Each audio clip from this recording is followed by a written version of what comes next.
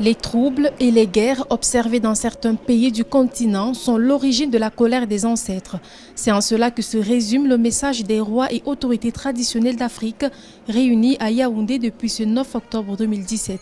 Pour ces derniers, la négligence des rois dans certains pays du continent et l'abolition de la royauté dans d'autres nations sont des mobiles qui augmentent la colère des ancêtres sur le continent.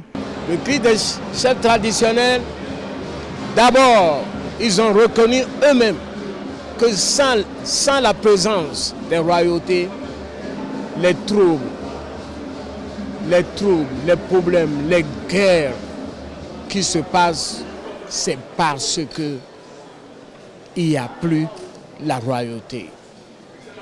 Et dès qu'il y aura encore la réformation, la renaissance des royautés dans ces pays, la paix reviendra. Aujourd'hui, les rois et les autorités traditionnelles du continent sont unanimes sur l'importance de la royauté dans le processus de développement du continent.